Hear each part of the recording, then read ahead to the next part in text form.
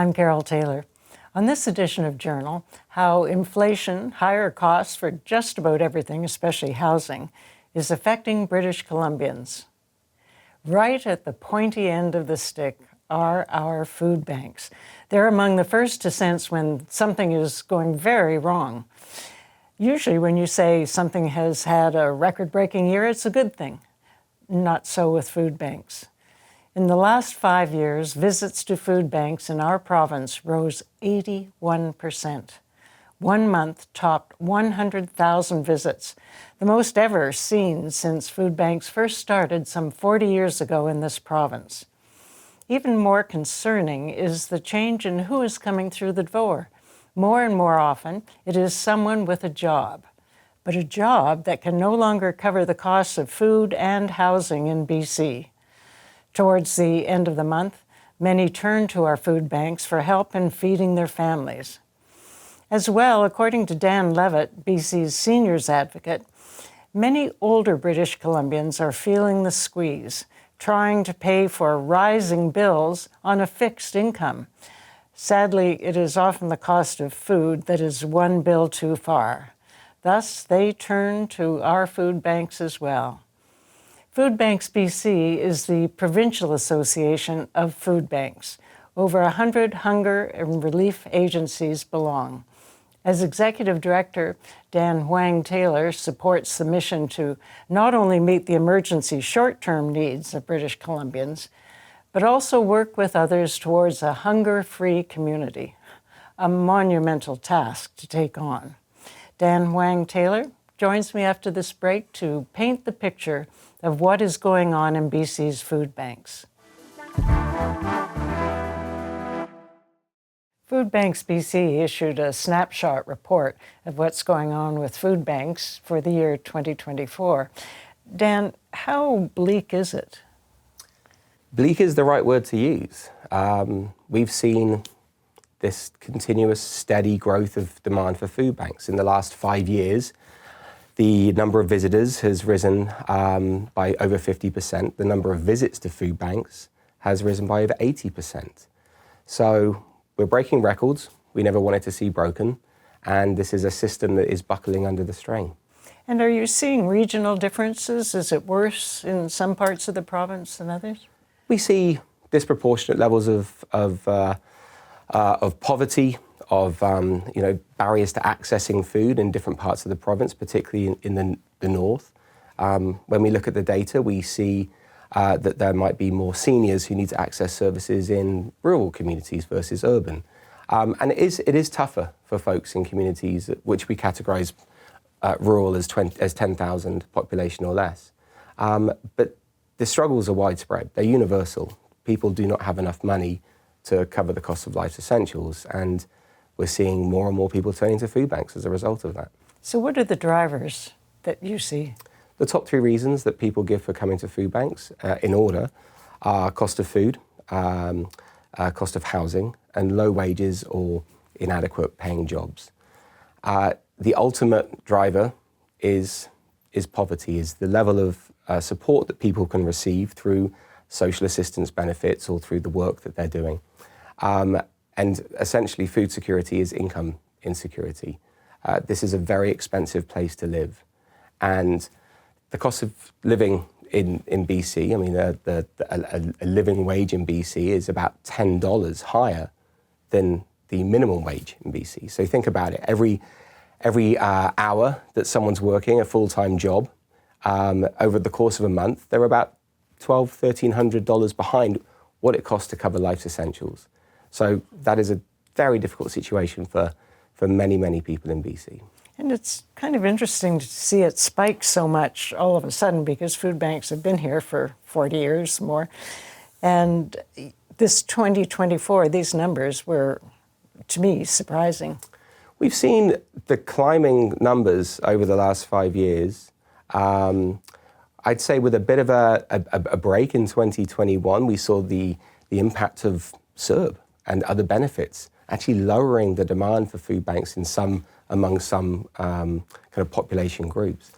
But generally speaking, the increases have been pretty steady, about 15% for both visits and visitors year on year for the last few years. And 2025, the same thing? We're expecting similar increases, yes, and probably more sharp increases over the course of the year because of what we're seeing happening in the global economy and the concerns we have over increased cost of living. So, Dan, do you see any significant change in the demographics of the people coming in? Things have remained quite steady in terms of, say, the ages of people that are being served. About 1 in 3 clients is a child of a food bank.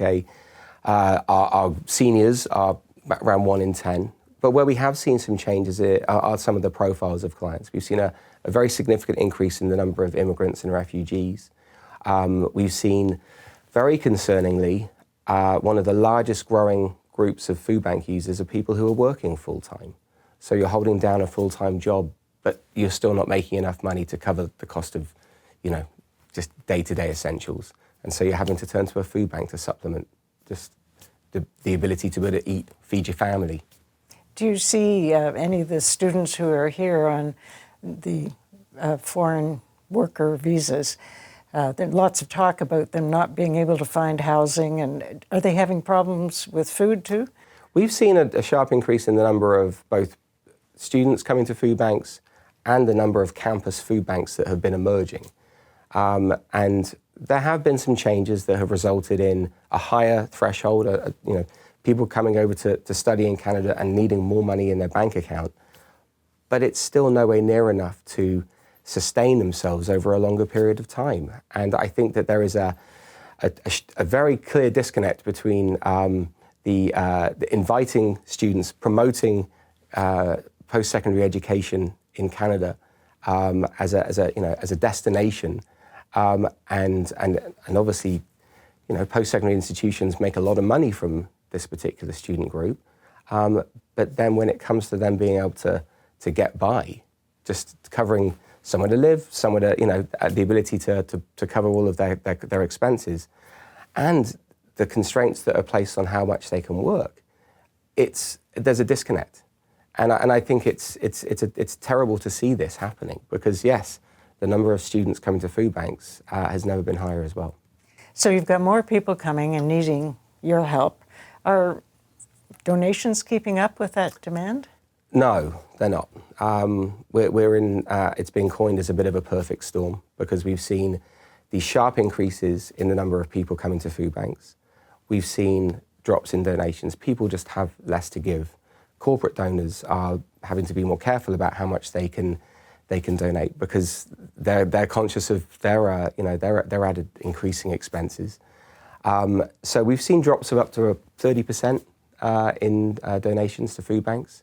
And then the third part of that is it's more expensive to run a food bank now because food banks aren't immune to the costs of these increased costs that we're seeing. So you've got increased demand, a drop in supply, and your costs are going up as well. So it's a really tough time. So how is this covered, this deficit? Well, food banks are finding creative ways of being able to sustain the services that they're committed to providing. Some are using reserves that they have, their emergency funds that they otherwise would be holding on to withstand future challenges. But we are in that state that it's a very challenging time. Others are making some very hard decisions about how they can support their community, but maybe they're lowering the number of days that they're distributing food. They're reducing the size of the hampers. They're finding substitutes for some of the more expensive food that they might otherwise have purchased, such as meat and dairy. So it's very difficult, especially for the smaller food banks who have to find ways to just make more, do the same work but with less. I'm sure you've got relationships with some of the big chains and supermarkets, but how important are individual donations? Because it seems to me I'm not seeing as many of those big boxes at the cashier where you could take some of the things you just bought and put them in for the food bank. Yeah, I mean, individual donors and raising awareness about just how great the need is is obviously a very important part of how we see funding coming into food banks. And that local level of support that happens from the individual to the supermarket to other corporate partners within that community is critical. We see countless examples of that. We have some exceptional donors across the province. We have some supporters who do a great job of engaging their donors. We have our annual CBC campaign. We have the campaigns that happen through the BC Liquor Distribution Board. And what this does is uses a platform where we can connect with thousands, tens of thousands of people to highlight the need of food banks and generate more support. But these, like I said, these are tough times for people. And we have seen the number of donors, the actual individual donors, drop. We've been quite lucky because those who've been able to give have been able to continue to support or maybe even increase their level of support. But the story tells us there are fewer people who are able to give. And so we all have to be thinking about this. Do you have to go straight to a food bank to donate, or do you have drop-off spots? Well, I mean, the best thing that anyone can do is really reach out to their local food bank or hunger relief agency and just say, you know, how can I support? If you can give funds, if you can spare some cash, great. If you can give food, that will be welcome. But also volunteering. The backbone of food banks is the volunteers. This is among our members, and that comprises 111 food banks. Many of those are volunteer run only, so that support. We're going to continue after this break because I want to talk about solutions. What are the solutions here? Back in a moment. I'm always interested in solutions. Okay, we've certainly identified the challenges that you're facing, Dan, and appreciate it going forward. But I wonder where the answers are. Do you see food banks looking the same going forward or changing their methods? I do, because I think there has to be some other approach to this that can make the hunger relief sector, charitable food, more of a sustainable place for food banks and for non-profits to work in. We have seen examples of cost recovery models. There's a really cool one in Squamish. It's a food bank called The Market. And what they've done is they've got a grocery store model that's pay what you feel. So they really reduce the stigma, and it allows for an environment where you can't really differentiate between who's grabbing some groceries and who's accessing the food bank services. So I think these client-centered approaches that also incorporate maybe some level of cost recovery is a way of really sort of like meeting two very clear objectives. But yeah, it's that there needs to be a lot of innovation placed in how we can source more food, source more funding, and just sort of like build a system that is not going to completely buckle under the strain that we're seeing. So you, as the association, you have a look at everybody and what they're doing. Are there other models that you could point to of either innovation or something interesting going on? Certainly, I mean, we see so many different examples of what food banks are doing to create a better experience for their clients or to enhance the access to fresh food. There's something that's happening at Greater Vancouver Food Bank right now where they've recently introduced working with some other non-profits, a more holistic set of services within their food bank. They've introduced settlement services, employability skills, job readiness skills. So you have someone coming in to access the food bank, but then they have access to these other supports. And these are these important interventions that can help move people away from needing food bank services. We also have an example like Loaves and Fishes in Nanaimo. They have trucks on the road 364 days a year. They're picking up food that would otherwise be lost from the retail sector, and they're redistributing that food among well over 100 agencies across Vancouver Island. So there are just different approaches that we need to take in order to reduce the waste, redirect good food into into the sector, and also just work more closely in ways that we can support individuals at the food bank level. You were on a panel, Stuart McNish's Conversations Live, talking about food security, and a professor there, she was adamant that we waste 50% of the food that is produced. Mm-hmm. How can that be? It's unacceptable. I watched the panel as well and saw Dr. Soma's comments there, and I'm well aware of the abhorrent level of waste that we see from all levels of the supply chain. And we cannot accept that kids are going to school hungry, yet we're ploughing food into the ground because it's not the right shape or colour or the appearance is slightly off. These are times where we have to stand up and say that's unacceptable. And working very closely with different partners in government and the agricultural sector and corporate retail sector to try to harness some of this waste is a very important priority for us right now. And so how do you get that done? Do you go to individual supermarket chains and say, what about expiry dates? Mm-hmm. I think we have to have the conversation at a high level.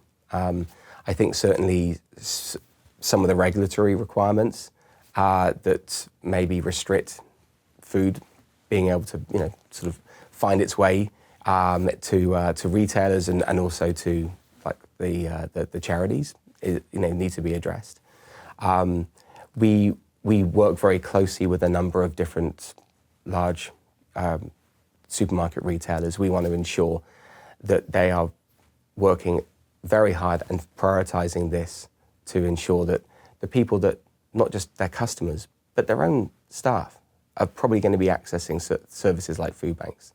So, this is a collaborative effort. We can't do this as just charity trying to get the ear of government or get the ear of the corporate sector. We need to be working together to ensure that we are finding solutions to get more food into supporting people who are in need. Wasn't there a movement a few years ago about ugly fruit? Yes, there's I think the ugly potato event, and it draws huge crowds of people, and it just shows that consumers don't care. I mean, really, if it's good food, if it's nutritious, it tastes good, you're not going to turn it down. And the fact that this is food that is otherwise being dumped or fed to animals, it just can't be acceptable. So we need to see some changes happening. Well, I think it's going to take leadership, and so it seems to me you're in kind of an ideal situation as the umbrella association, working with so many agencies already. Do you get into policy work? We've started to more. In fact, last year we changed our mission to alleviate hunger today and to prevent hunger tomorrow for all British Columbians. And a lot of that was focused, two things there. The focus on British Columbians. We want to look at how we can support the folks in this province who are facing food insecurity. We want to address that need now. But we also want to look at the future, like the long-term outlook. If things continue the same, is not good.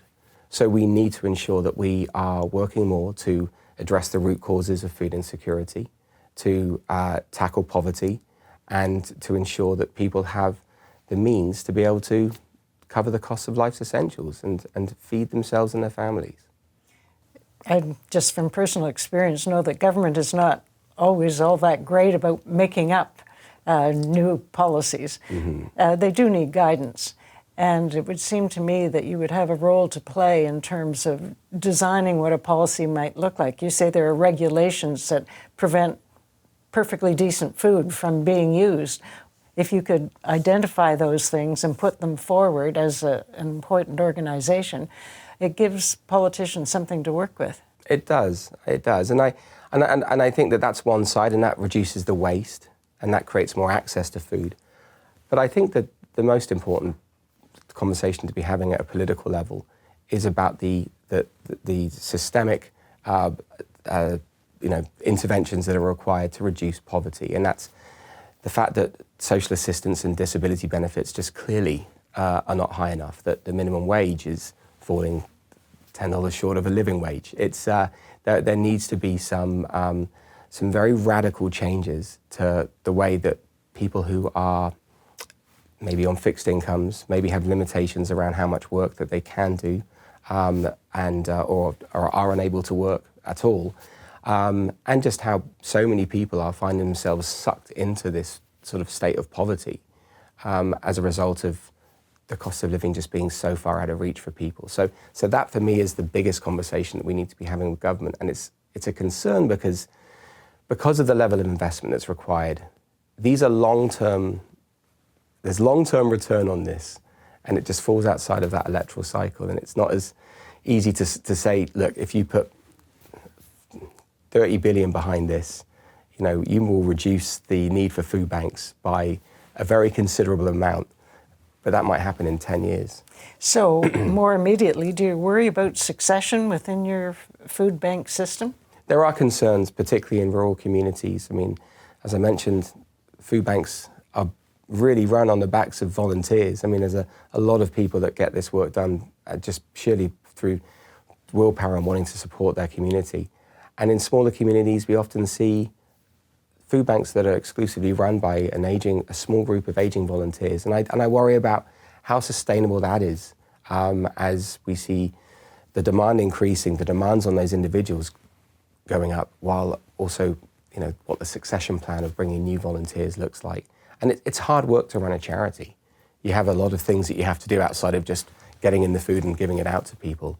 Well, thank you for the work you have done and are doing, and I wish you all the best, and thank you for being with us today.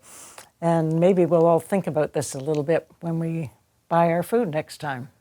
Back in a moment. There's been much focus on food security ever since the random threats and impositions of the president's tariffs. Will we still be able to secure fruits and vegetables if our supply chain is broken? At what cost and from where? But there is another side of food security that is much more personal for thousands of people. Will I be able to feed myself this month? And what about my family? Let me know your thoughts on YouTube. Till next time, I'm Carole Taylor.